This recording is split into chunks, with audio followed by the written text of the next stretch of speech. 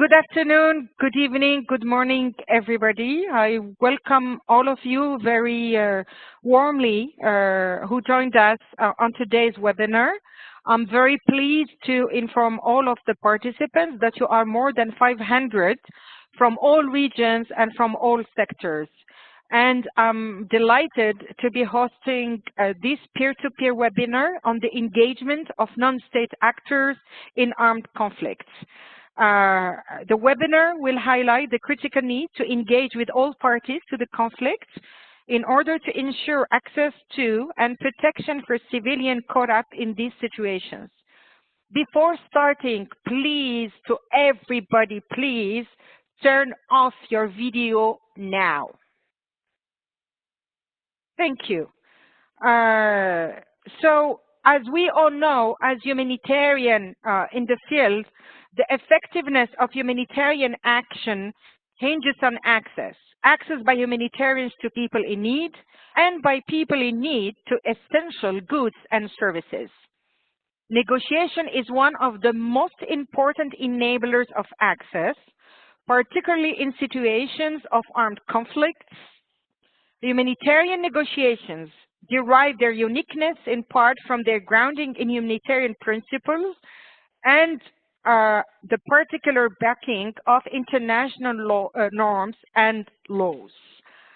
And now it's my pleasure to introduce our two panelists. I will start with Hisham Khadraoui, and you see him smiling in the picture, and I can tell you he is smiling all the time that way, which is giving us a lot of optimism, and we all need that in the humanitarian operation. Hisham is the Director of Operations of Geneva Call, a humanitarian organization promoting better respect for international humanitarian law and human rights to armed non-state actors in conflict settings. Before joining Geneva Call, Hisham worked at the International Committee of the Red Cross, both at the field and headquarters, in various senior management and program coordination positions in countries such as Somalia, Libya, Iraq, and Afghanistan. So you can see that he knows really the subject he's going to talk about.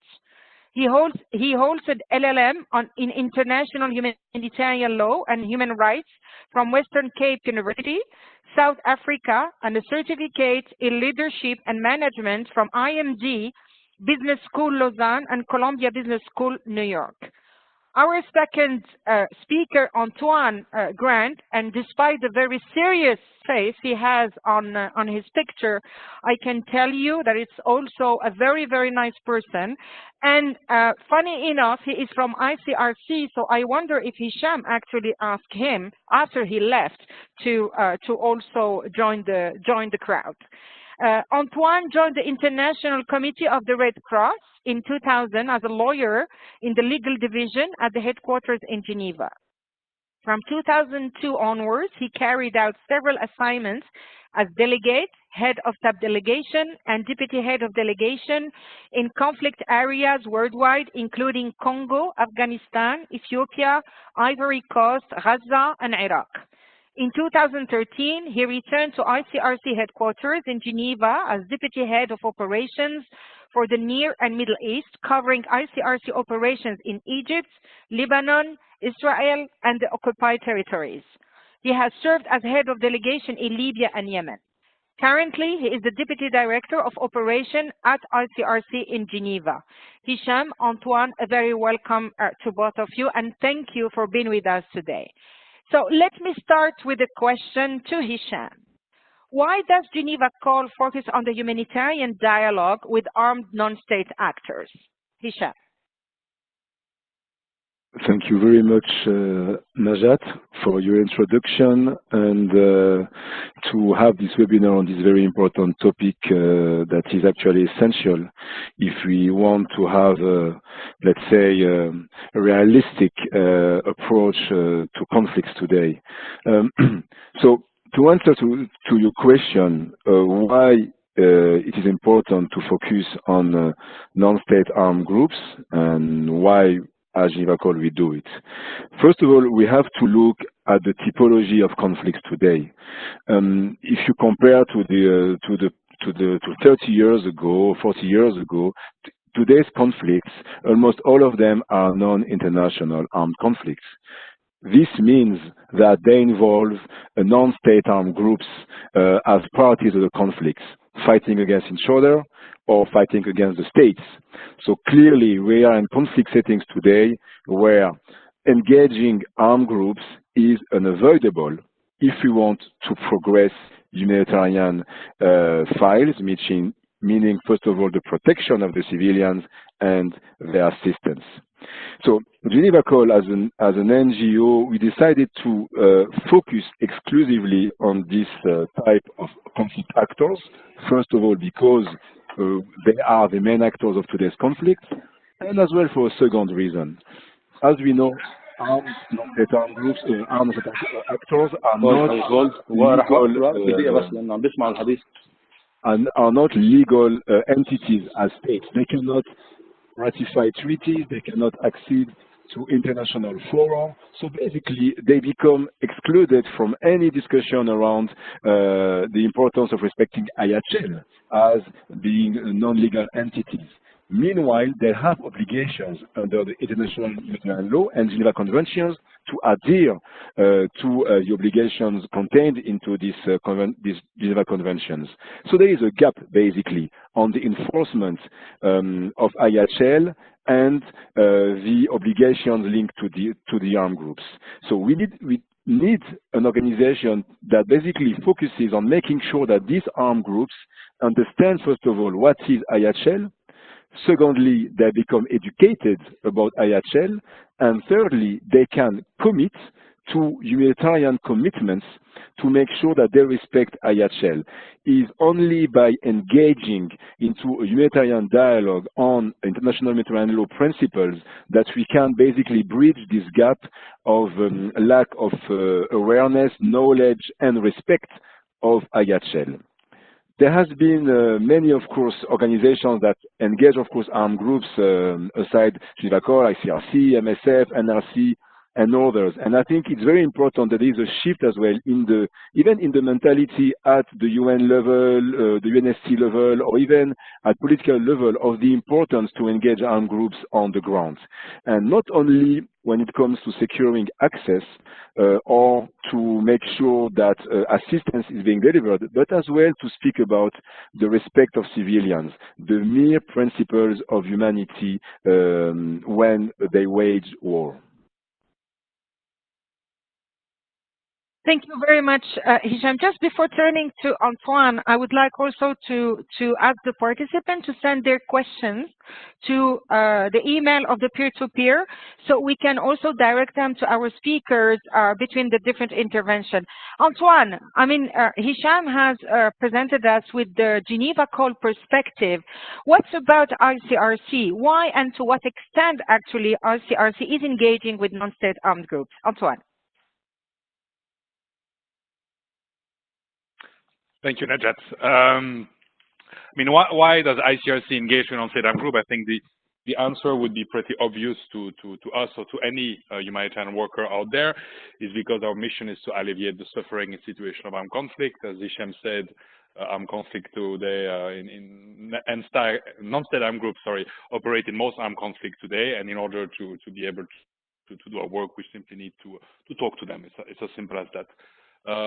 More specifically, on our side, I see three main reasons why us, the ICRC, and I think in general humanitarian workers, engage and should engage with non-state armed groups. The first one is basically access, security, and protection. As you know, non-state armed groups today are major actors in armed conflict. As you mentioned, they sometimes even control territory, certainly populations living under their control. They even run and manage services, health services, sometimes education in many places, and we even sometimes talk of de facto authorities, and in some contexts it's actually not very clear who is the government and who is not the government. And more importantly, they are responsible for violation of humanitarian law and can cause also important humanitarian consequences on the population. So we need to engage and talk to them in order to gain access to the affected population living under their control and ensure the security of our teams operating in those environments. especially for organizations like the ICRC, where our security is not based on armored escort or armored vehicle, but it's basically based on the acceptance by all the parties to the conflict in which we operate. And the second basic reason is basically to do our protection work, to monitor the respect of humanitarian law by those armed groups and encourage them to respect the population living under their control, meaning that we discuss with them about the protection of the civilian population, about the need to treat detainees humanly, and the need to respect schools and hospitals, for instance. The second main reason why we engage with them, it's maybe a bit more specific to the ICRC, is the mandate that is given to us by the Geneva Conventions to be a neutral, independent, and impartial humanitarian actor in situations of armed conflict.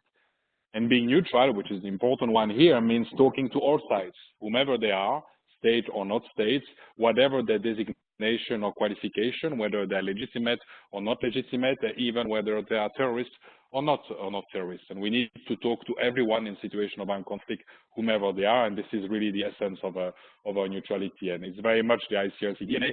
You ask any ICRC staff on the ground, it's a rather normal reflex for us to talk to non-state armed groups, whomever they are.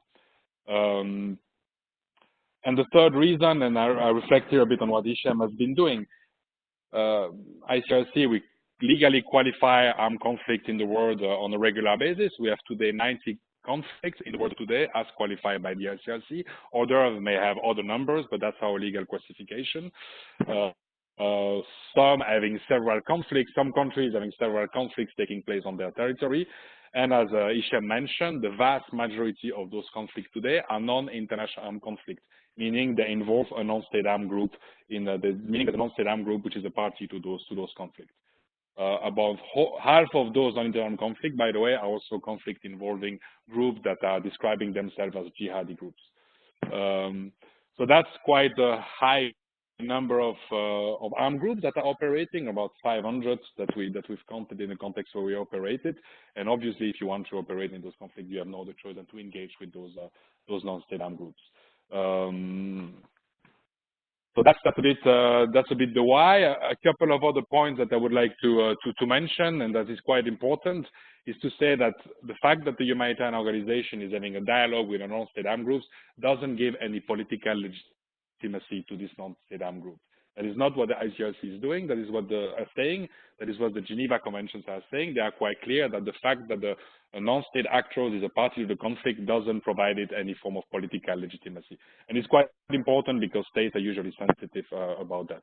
And in the same vein, when a non-state armed group is designated as a terrorist by some parties, that doesn't mean that his actions are not governed by the Geneva Convention and by humanitarian law. So these are, I think, two important caveats when we discuss about why organizations engage with non-state armed groups.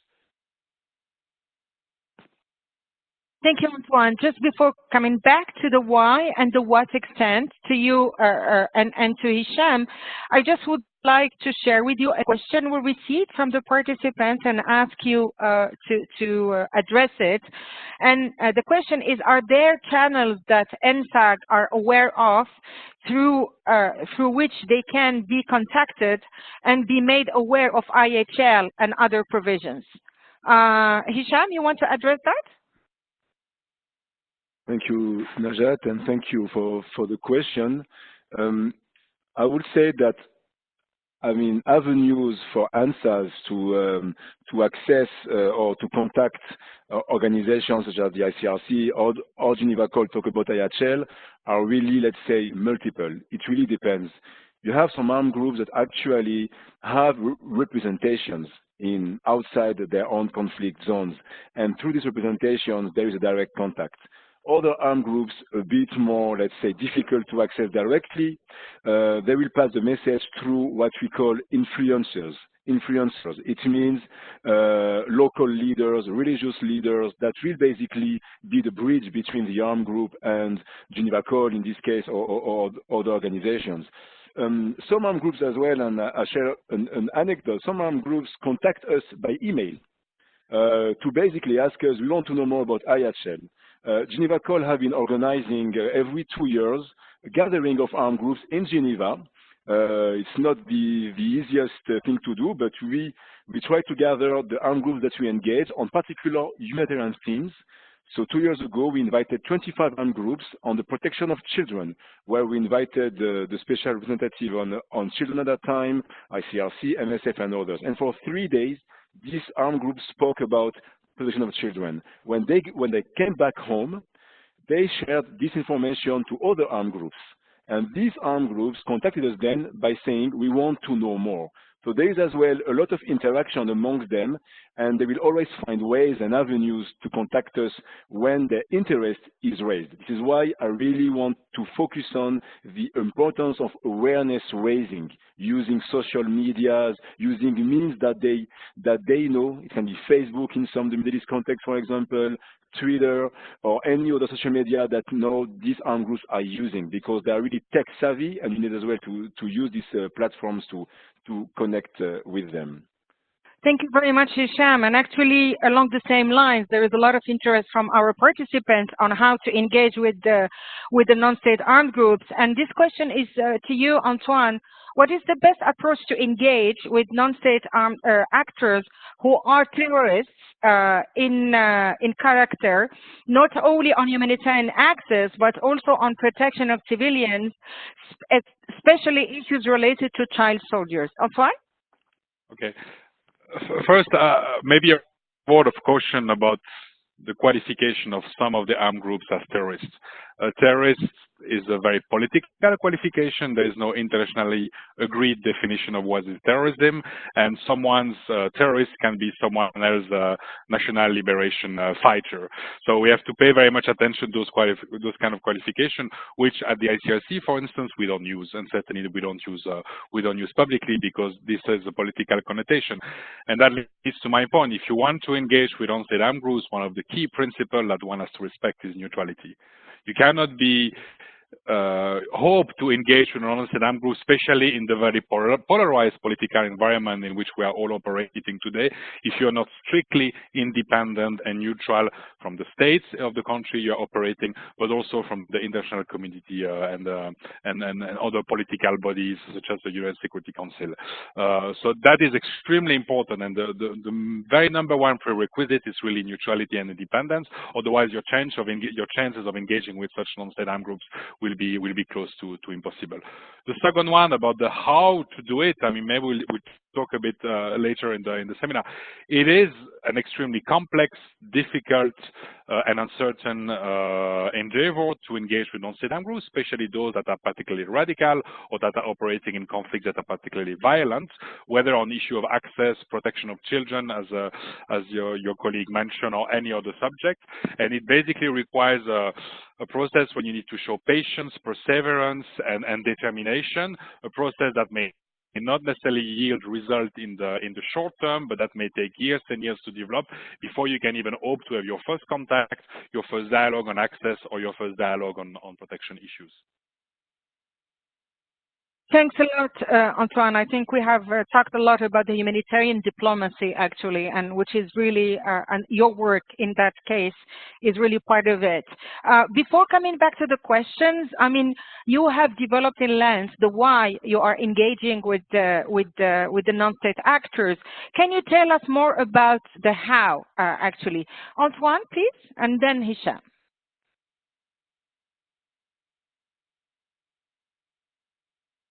The how we engage, well, I just tackle a bit about it. It's first we have to be aware it's a complex behavior that takes a lot of time, patience, and perseverance. I mean, some of the engagement we have at the ICRC with some of the non-state armed groups date back from decades, and we all know that relationship and dialogue with non-state armed groups cannot be built overnight. They require years of efforts. On the other hand, if there is the slightest misunderstanding or mistakes, those relationships that you have taken years to build can be shattered just overnight if there's just a single mistake or misunderstanding that takes place. And as we know, as very much is the case with governments and states, non-state armed groups have a tendency to have very good memory of what humanitarian actors have been doing in the past, and even sometimes very good archives. And they also hate surprise, and that requires humanitarian organization to be extremely reliable when they deal with non-state armed groups. It can be also a risky endeavor to engage with non-state armed groups from a security point of view. Some of them are quite violent. violence. Also from the perspective of the state that may not see it with a very good opinion that humanitarian organization engage with Muslim groups. Also perception from the publics when you have ICRC president that goes public and say, yes, we are trying to have contacts with the Islamic State group. That is something that may not be perceived, resonate very well with the overall public. And finally, there's also counterterrorism legislation that may criminalize the contacts that a humanitarian organization may have with non-state group.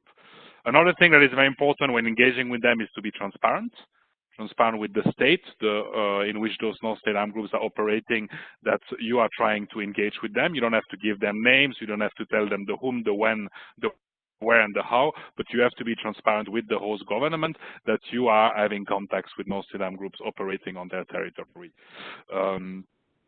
And for us at the ICRC, the how we do it, we basically, as we've been doing that for almost 150 years, we have a relatively well-tested methodology in engaging with non-state armed groups that is first based on a very deep and profound understanding of the context, the culture, the language, and the issue underlying the conflict. Second one is that we try to build a meaningful dialogue based on respect and trust, and that is extremely important if you want to engage with non-state armed groups. And then the third one is that we actually design very sophisticated and long-term strategies to engage with those non-state armed groups. Whether we will first tackle at the leadership level or start with the local commanders, whether we will engage through communities, through local NGOs, sometimes through religious scholars, sometimes even through prisoners that we may visit. You need to design a strategy, a very well-thought strategy to engage with non-state armed group. You just don't run into an area and try to speak to the first person you look at. And finally, what I think is also important is clear roles and responsibility. We at the ICRC have dedicated colleagues, dedicated experts on the field, but also at HQ that are responsible to managing the contacts with some of the most violent or radical armed groups. But I will finish with what I said earlier. For me, the most important thing on the how to engage with non-state armed group is really neutrality and independence. This is really a key prerequisite before even hoping to have a meaningful and long-term dialogue with such groups. Neutrality and independence. So is that the case also for Geneva Call? Hisham?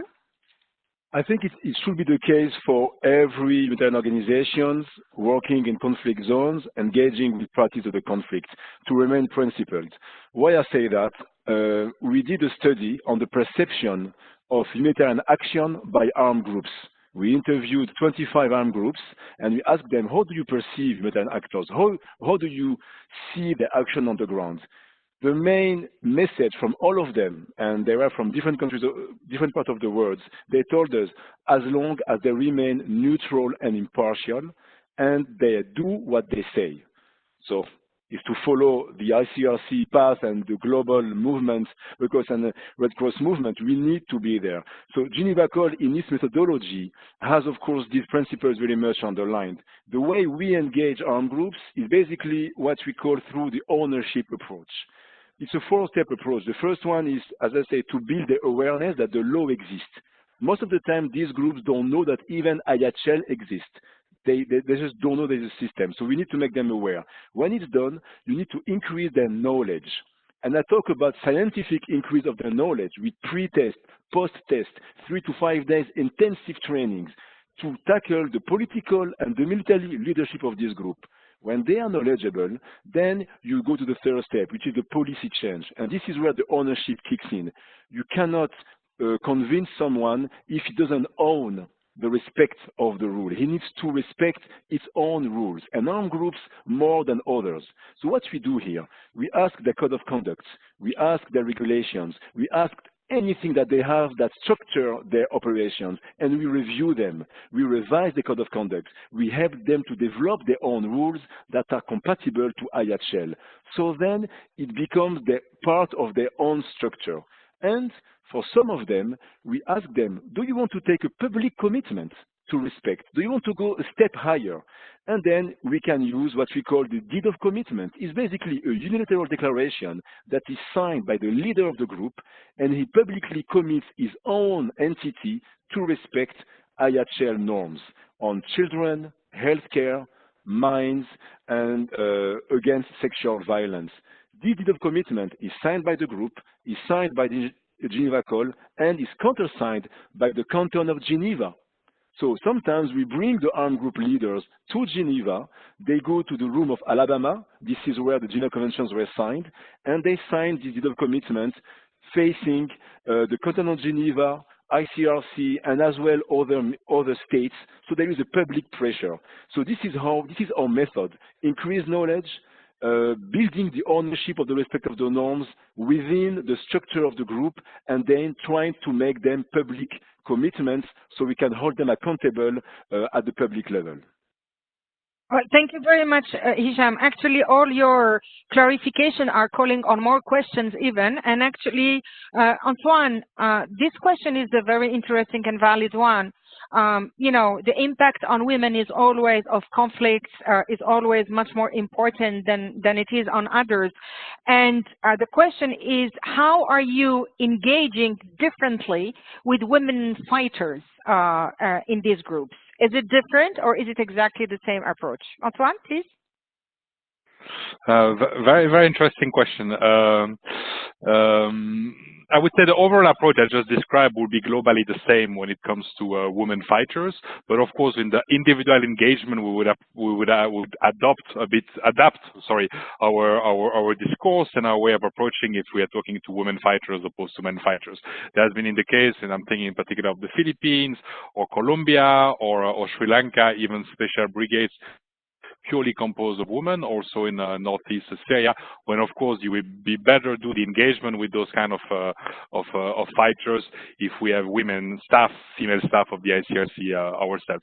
So the global engagement with the non-state armed group as such would not be significantly different, but the way you approach individual fighters, how you create this respect and this trust between the female fighter in this case and the ICRC staff member would of course be completely different.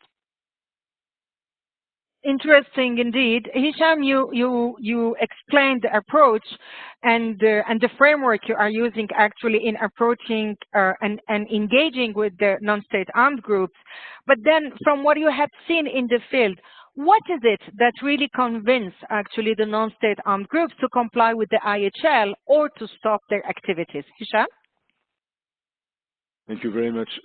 It's true, we need as well to look at the incentives. I mean, why an armed group would basically engage with an organization and talk about IHL. And I think for me, the incentives are really different according to the type of group we are talking about. I give you an example. Some groups are, for example, fearing international prosecution. In some part of the world, they know very well that international prosecution, the ICC, is on them, is already convicting some of them armed group leaders. So their fear is to be in The Hague. This is an armed group leader that told me that face to face. I don't want to be in a prison in Holland. I don't want to go there. How should I do? And then this is basis for discussion. You need to respect IHL. You need to not do war crimes. What is a war crime? What is IHL? And this is how you start engagement. Other incentives. Some groups that I would call the ethnic-based armed groups, that you can find in Myanmar, for example, in Burma, they take the strength from their communities. So here the incentive is basically they want to be the champions of their communities because they defend their interests, they defend culture, and so on.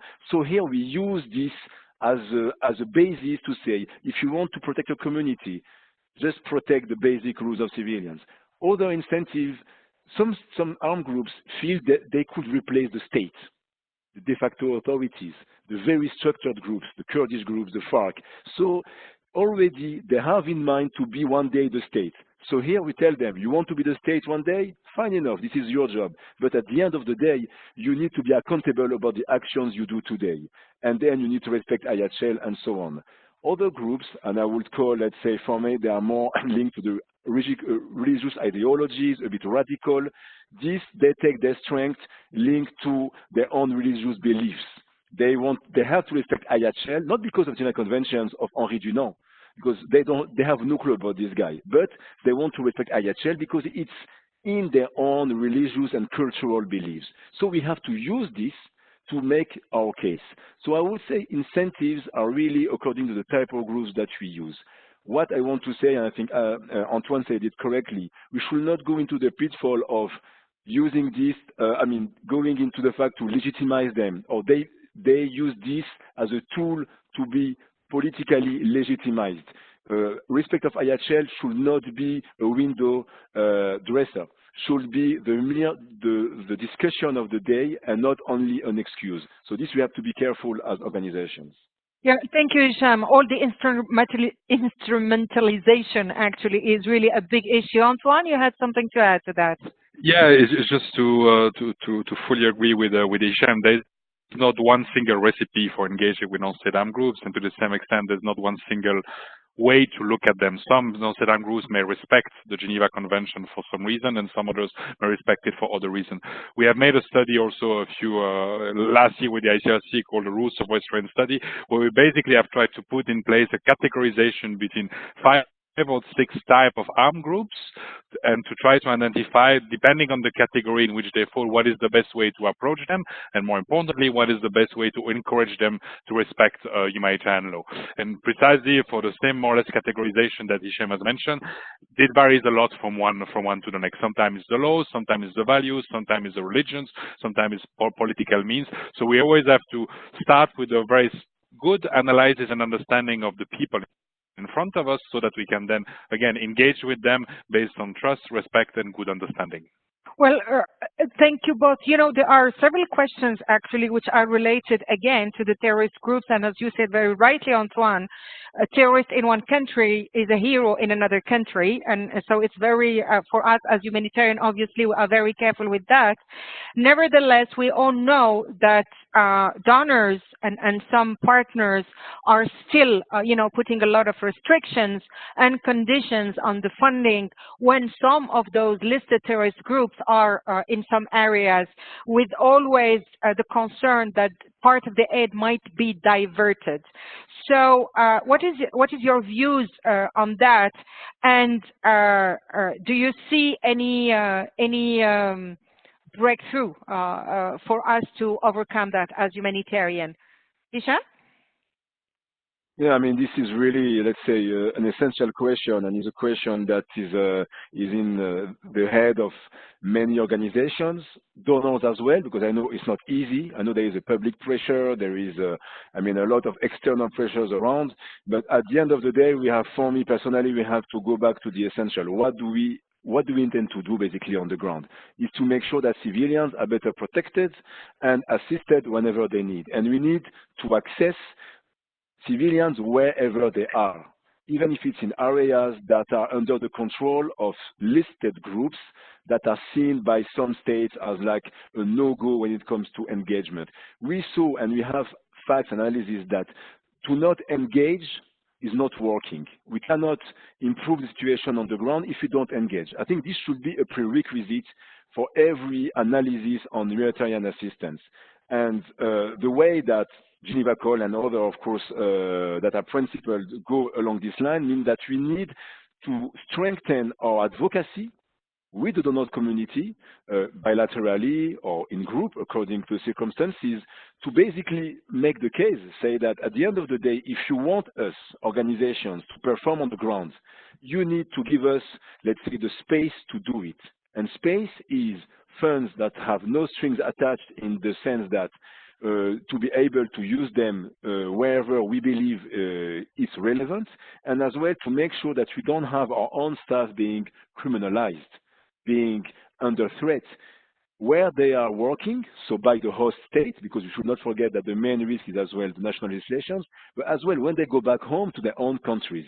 So there is now a risk that is starting to be a bit more global, and there is as well a consciousness. I mean, many donors community, the UN, the ICRC, NRC, are really taking this seriously, and I think we know that we cannot continue this way. At the end of the day, for me, I will say that we need to basically continue on the ground to remain principled, and to really make sure that we are working according to our humanitarian principles, and to make sure that donors understand what it means working on the ground, and that at the end of the day, talking to a group A or group B means accessing the populations behind, means trying to provide the assistance to the communities around. And this, I think, for me, it's an important point. Thank you, Hisham, for reminding us that it's putting people at the center first, and that should actually drive all what we are doing. Antoine, there is no doubt in the mind of anyone that ICRC is a neutral broker. Nevertheless, the sanctions, the global and counterterrorism law, and a number of impediments are still impacting our work as humanitarian. How does ICRC deal with that? I mean, as we know and as Hisham mentioned, there is a tension today between counterterrorism measures and legislation and sanction regime in general on one hand, and neutral independent humanitarian action on the other hand. Counterterrorism measures, sanction regime are legitimate. It's legitimate for a state to protect its national security and its and the safety of its citizen. And equally legitimate is neutral, independent humanitarian action, which is actually embodied in Geneva Convention, that make it an obligation for all states to facilitate the work of independent and impartial actors in situations of armed conflict. So there is a tension there. I think states, donors are aware of that tension. It's not that they deny it. They know that there can be unintended consequences on humanitarian action coming from counterterrorism measure or sanction regime. They're aware, they don't deny it. No, I think what we need to do is, us humanitarian organization, is to show evidence, demonstrate how and why those measures, those restrictive measures, are impacting humanitarian action. So that would be first the first step, saying these measures that you have adopted there prevents us from accessing those populations there. So being quite clear, us humanitarian actors, on demonstrating the negative impact of those counterterrorism and sanction measures on the other hand, and then engage in a dialogue with those states and see, okay, what are the mitigation measures that we can adopt and agree together so that those unintended negative impacts on humanitarian action do not happen. I think this dialogue is taking place, maybe not as fast and as strongly as we would hope humanitarian actors, but I think what our responsibility is really to engage with those states adopting those measures, to have those dialogues, show evidence, and try to fight together some measures, because I think there is room for this dialogue, and we need to engage. Thank you, Antoine. Well, that's a question for both of you. In large humanitarian operations, there is a mushrooming of initiatives to engage with non-state actors and negotiate access. And therefore, there is a big issue of coordination, of course. A coordination among UN agencies, a coordination among international NGOs, coordination between UN agencies and international NGOs, coordination of ICRC with others. So how do you see that? And are you using civil military capacity of UN OCHA to do so? I'm reading the question. Or is it better to engage bilaterally for each institution? Hisham, you start, please. Thank you very much. I mean, coordination, yes, it's important. It's true that the topic of engaging armed groups have become more and more, let's say, pregnant today. We have initiatives, organizations that want to engage. Personally, I believe the more we engage, the better, of course, because it's not like 2-3 organizations that can do the work. However, I will put a couple of, let's say, points that we need to pay attention. The idea is not about engaging for the sake of engaging. I think it's important that we know why do we engage, what is the aim behind that, and then the how do we engage. As I said, armed groups are not stupid. I mean, many studies have been done, ICRC has done it, NRC, ourselves. They watch us, they monitor our work. So for me, it's very important that coordination should take place, first of all, at the field level, is essential. Personally, Geneva Call, as an NGO, we want to coordinate to anticipate as much as possible any, let's say, external support that we would require from other organizations. When we try to convince an armed group to release children, this is what happened in Syria, for example, in the DRC, we don't have the capacity to take care of the children ourselves. So the more we coordinate, the better it is. How we do it? Bilaterally with our key partners, or let's say organizations where we share the same values, like with the ICRC, with MSF, NRC, and so on, with the UN, through clusters or any coordination mechanisms that exist on the ground. As an example, in Mali, we are co-lead of the Access Cluster. We're in the Protection Cluster as well, co-lead in Yemen. As NGOs specialized in armed groups engagement, it's vital for us to explain before anything to the orders, the way we work, and what will be the importance. The second point, we need as well to engage with the other organizations on the technique to engage armed groups. We have been developing together with the European Union trainings for other humanitarian actors on how to engage armed groups, just the basic techniques, basic principles. We did one session, for example, in Geneva, the next one will be in Bangkok, and we have humanitarian practitioners that's where we're going to discuss and explain the way to engage. Why? We want to avoid, let's say, bad engagement, in the sense not neutral, not impartial, not taking into account the due diligence when we work. So coordination is key. Understanding about the way to engage and respecting the neutrality and impartiality is very important. We do it at the global level and as well bilaterally when it's relevant for our work and when it's sensitive.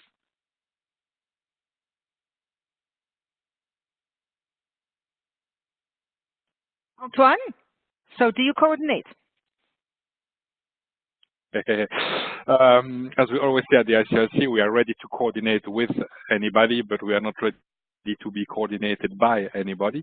So no, happy to coordinate, share information, including access, of course, and protection of civilians. That's what we all have to do. We all have the same objective in mind and the people as in mind as well.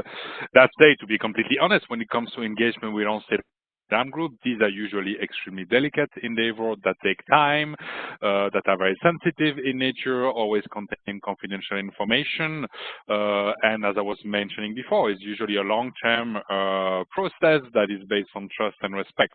So the extent to which we would be ready to share that information to facilitate work would very much depend on each and every context. So it's not necessarily a given, especially as we also have to be extremely transparent with the non-state armed group in which we operate. So any engagement we would have to do on behalf of our organization or facilitation, we would have to do it in full transparency and with the agreement of the non-state armed group concerned. Well, thank you very much, Antoine, for reminding us that negotiation with the non-state actors has really to be low-key and low-profile, and definitely the silent diplomacy. And I don't think that we have seen anyone issuing a statement, a press statement, saying that they have just met with one of the groups. Two questions, which I will ask in one only, and that's really about the safety of the staff who are involved in those negotiations and exposing themselves, of course, to a lot of risks, and how can we conceptualize the acceptance when we are engaging with violent extremist groups? So I can answer that one, Ishemi. Go ahead, Antoine. No, of course, engaging with non-state armed groups, especially some that are particularly violent, or especially those that we don't know very well, can be a very dangerous and then risky enterprise, and the one that precisely requires a very good understanding, analysis, risk assessment, and a very well thought strategy. That is not something you just decide to go one day to take your land cruiser and cross the front line and shake the hand of the first fighter that you mean. We also have to pay very much attention to the fact that we base a lot of organization, NGOs, ICRC included, based our security on acceptance, but that in many contexts we are not accepted. We are sometimes simply tolerated by those armed groups, depending on what we bring, depending on what we say, and in some other contexts radically rejected by some of those armed groups, including on the ICRC side. And there are non-state armed groups out there in some contexts with whom we've never been able to actually establish a single contact, even indirectly. So there are secretaries linked to this job, and like any other secretaries, they need to be analyzed, assessed, mitigated against. And if the risk is too high, well, the decision simply will have to be taken not to engage in such activity if the risk is too high. So it's somehow like with any other risk, except that of course with those groups the risk can sometimes be quite high. Jean? I mean, indeed, when it comes to staff safety, we have to be extremely cautious on the timing of engagement with armed groups and with whom we engage within the armed groups. I mean, at the end of the day, these are entities that are really fluid. They split, they reunite, they pledge allegiance, sometimes to some state, to the other day to another state. So there is a continuous analysis of even the structure of the group and with whom we have to engage. The way Geneva Call we see it, especially when it comes to the radical or the hard-to-reach groups, we have to come back to the ground. We have to come back to how can we build a bridge, finding the right bridge to pass messages.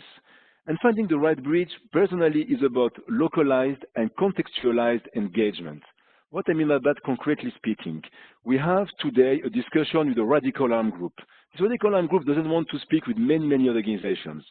The way we approach this group, we basically used the traditional norms that their own communities are using to define what is protection of civilians, like really the basic norms.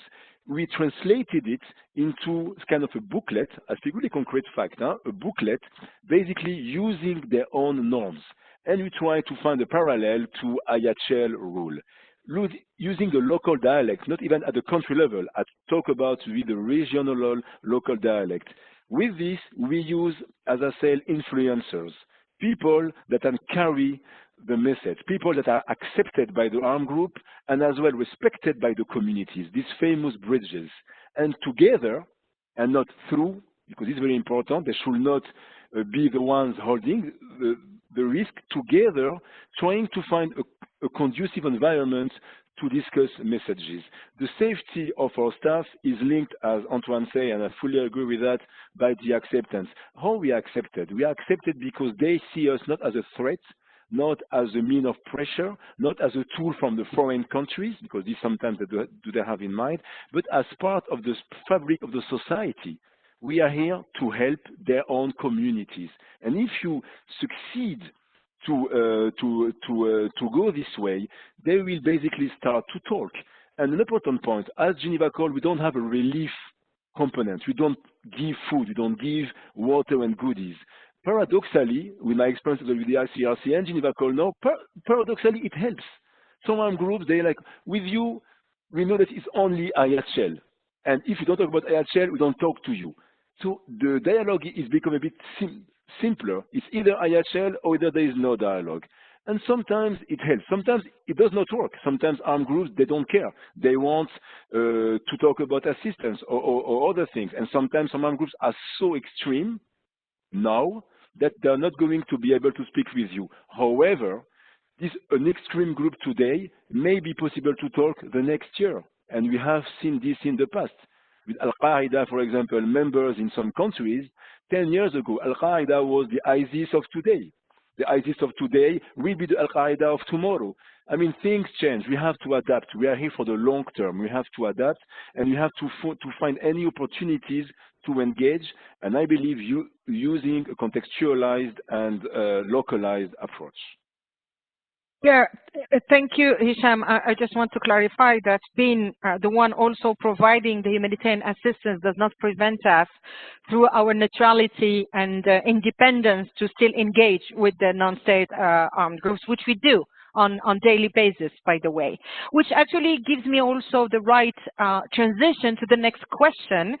It looks like some of the participants are skeptical about the neutrality we are calling on and using to explain our approach. And the question is that the non-state armed groups still perceive INGOs as spies and gap fillers in their own financial infrastructure, social issues. So what is the line, and actually it's the red line, what is the red line between the go and non-go decisions in case a non-state armed groups is using their power to push for their own interests, which from my point of view applies also to other political environments. Antoine?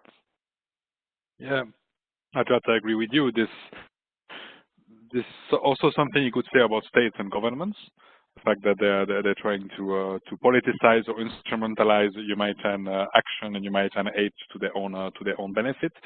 It is true also that many non-state armed groups, and again many states, might perceive humanitarian organizations as spies.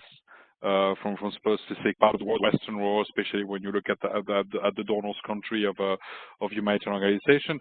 And that's where basically you have to build trust over time. You have to demonstrate that no, you're not a spy, no, you're truly neutral, independent, impartial, and you can only do that over time, not in a matter of a few weeks or a few months of action. As I was saying, in many contexts, many organizations have had built that relationship of trust and reliability over decades rather than months.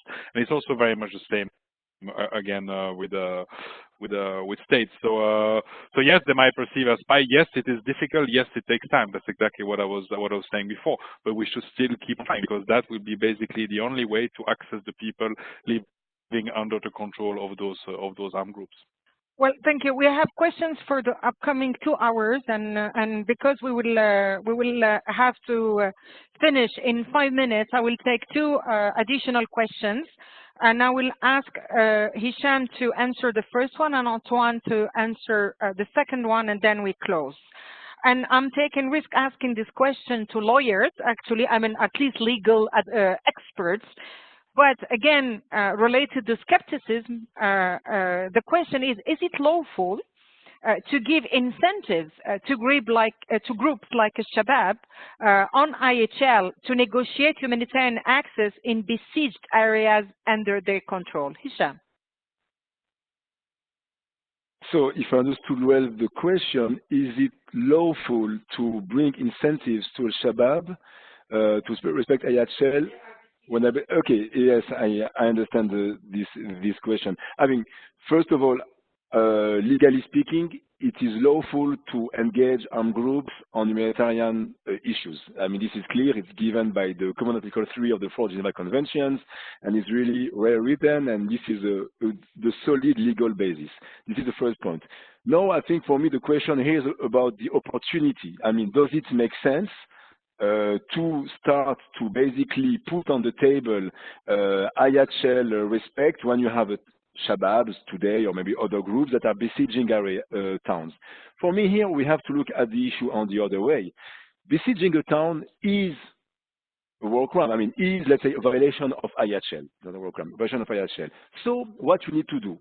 Besieging a town when it, let's say, reduces access to civilians or essential infrastructures, I mean, it has consequences that may lead to IHL violations if there is no military necessity, but I didn't want to go into details. So to mitigate that, you have to engage with Shabab on this very thing. You have to explain to them what will be the consequences of besieging a town for civilians. They have to understand basically the full scope. And I come back to my introduction. Armed groups have obligations before IHL. They have to know their obligations. They are party to the conflict. They are not just like loose cannons that do whatever they want and use whatever means to reach their objectives. And same goes for state, by the way. So in this very question for the Al-Shabaab, not only it is lawful to engage Al-Shabaab on IHL respect when they do this, but it is essential, because if we don't do that, they will basically continue to do it because they assume it is the right mean and method of warfare, and we have to change this perception. Thank you very much, Hisham. The message is clear. Educate them and raise their awareness to make sure that they cannot, violate IHL only because of their ignorance.